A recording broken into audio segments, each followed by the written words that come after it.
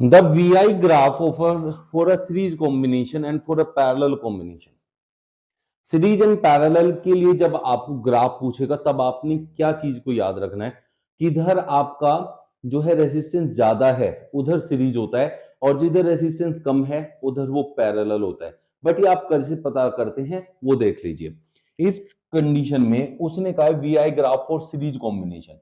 Series combination बच्चों उधर होता है जिधर रेजिस्टेंस ज्यादा होता है और पैरेलल कॉम्बिनेशन वो होता है जिधर आपका रेजिस्टेंस कम होता है। अब यहाँ ये फिगर है। अब आप यहां देखें ये V है, V की तरफ जो होगा वो हमेशा बड़ा होता है और I की तरफ जो होता है वो हमेशा छोटा होता है। ये देखिए A छोटा है तो रेसिस्टेंस किस में कम है? A में कम है। A में कम रेसिस्टेंस है तो वो पैरेलल कॉम्बिनेशन है और B में रेसिस्टेंस ज्यादा है तो वो सीरीज कॉम्बिनेशन है। अब आपसे पूछा है रिप्रेजेंट पैरेलल कॉम्बिनेशन, तो पैरेलल कॉम्बिनेशन कौन शो कर रहा है? A शो कर रहा है पैरेलल कॉम्बिनेशन। एक तरीका तो ये है कि आप इसे याद कर लीजिए जैसे मैंने सिखाया। दूसरा तरीका मैं आपको समझाता हूं कि इसको कैलकुलेट कर सकते हैं। कैलकुलेट कैसे होता है बच्चों? अभी आप देखें, उसने पूछा which of the two A और B represent parallel combination means you need less resistance. और रेजिस्टेंस क्या होता है बच्चों? V equal to I R. यहां से R निकालोगे तो आप आएगा V अपॉन आई। अब या तो V को कांस्टेंट कर लीजिए या फिर I को कांस्टेंट कर लीजिए। कैसे होता है constant? Let these values be, let it be 1, let it be 2। यहां भी ऐसे ही ले लेते हैं, let it be 1, let it be 2। अब यहां इसको फिक्स कर देते हैं I को।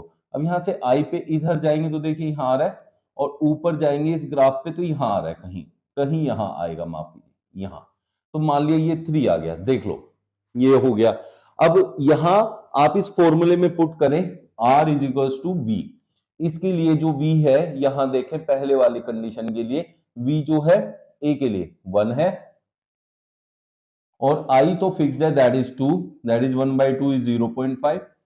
R जो है दूसरी कंडीशन के लिए देखें जो इसके लिए है B के लिए दैट इज 3।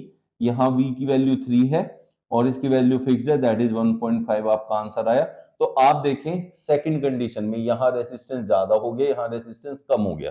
ये रेजिस्टेंस देखिए 0.5 एंड 1.5, तो इसका रेजिस्टेंस 1.5 है, इसका है 0.5, इसका रेजिस्टेंस कम है, देयरफॉर ये आपका पैरेलल को शो करता है।